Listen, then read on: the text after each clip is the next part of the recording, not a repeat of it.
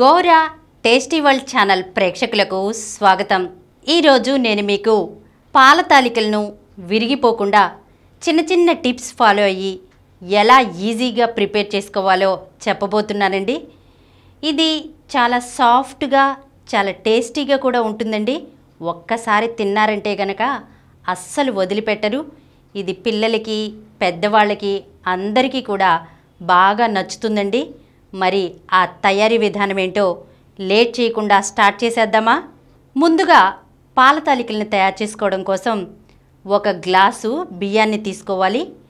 వీటిని శుభ్రంగా కడుక్కుని ఒక 5-6 గంటల సేపు నానబెట్టుకోవాలండి.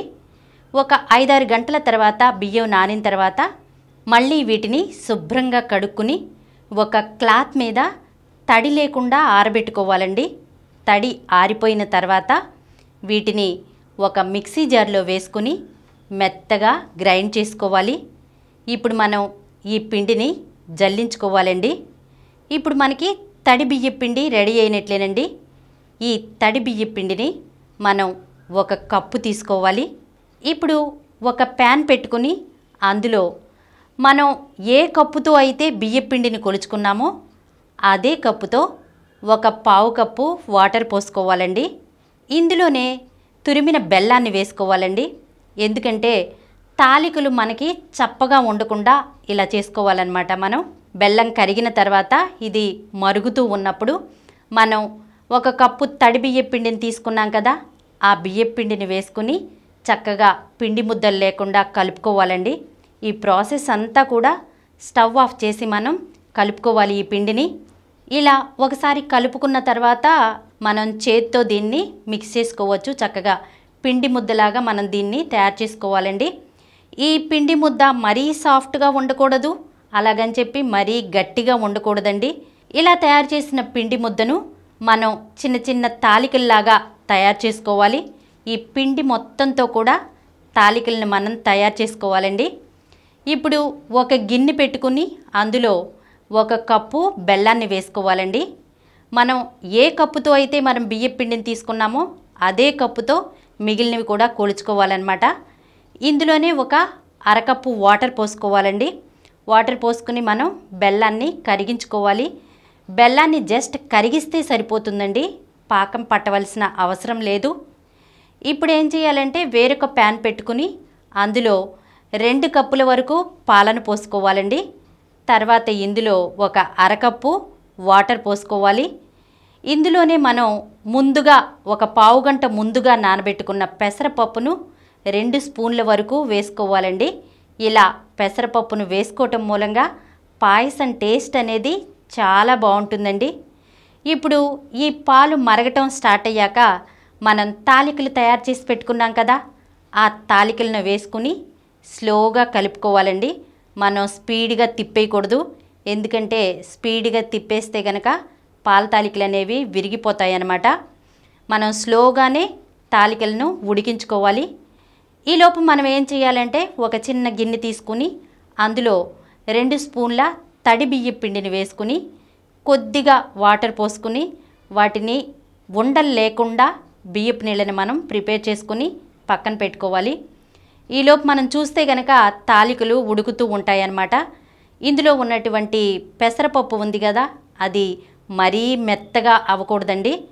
మనం ఈ తాలికలు ఉడికినవో లేవో చూసుకోవటానికి ఒక స్పూన్ సాయంతో మనం ఏం చేయాలంటే ఈ తాలికలను చిదిమితే కనుక అది చక్కగా మనకు ఉడికింది లేనిది చక్కగా తెలుస్తుందండి. ఇప్పుడు ఇందులో మనం ముందుగా తయారు చేసి పెట్టుకున్నటువంటి బియ్యపు నీళ్ళు ఉన్నాయి కదండి, ఆ బియ్యపు నీళ్ళని వేసుకోవాలి.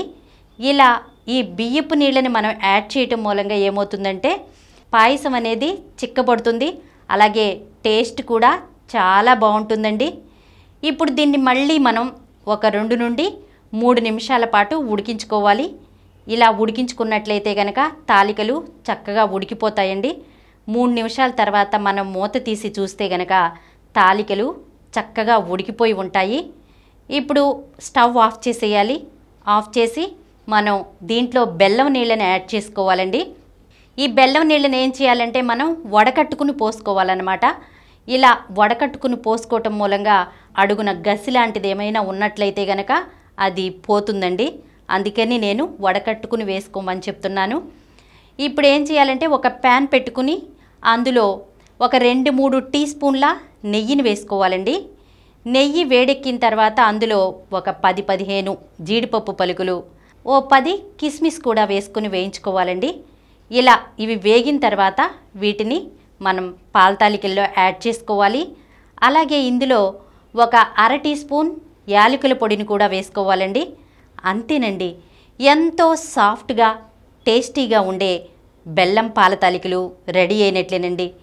చూశారు కదా, దీని తయారీ విధానం కూడా ఎంత సులువుగా ఉందో. మన ఇంటికి ఎవరైనా చుట్టాలు వచ్చినప్పుడు స్పెషల్గా దీన్ని అప్పటికప్పుడు చాలా ఈజీగా తక్కువ టైంలో చేసి పెట్టొచ్చండి. ఈ వీడియో మీకు నచ్చినట్లయితే కనుక మా ఛానల్కు సబ్స్క్రైబ్ చేయండి, లైక్ చేయండి, మీ ఫ్రెండ్స్కి షేర్ చేయండి. ఇలాంటి మరిన్ని వీడియోస్తో మీ ప్రమీల రెసిపీస్లో వచ్చే ఎపిసోడ్లో కలుసుకుందాం.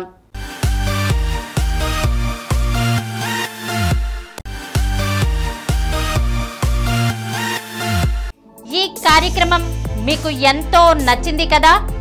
ఇటువంటి మరిన్ని వీడియోల కోసం అనతి కాలంలోనే 20 కోట్ల వ్యూస్ సాధించిన డాక్టర్ సమరం మల్టీ ఛానల్ నెట్వర్క్ సమర్పించు గోరా టేస్టీ వరల్డ్ ఛానల్కు సబ్స్క్రైబ్ చేయండి, లైక్ చేయండి, మీ ఫ్రెండ్స్కి షేర్ చేయండి.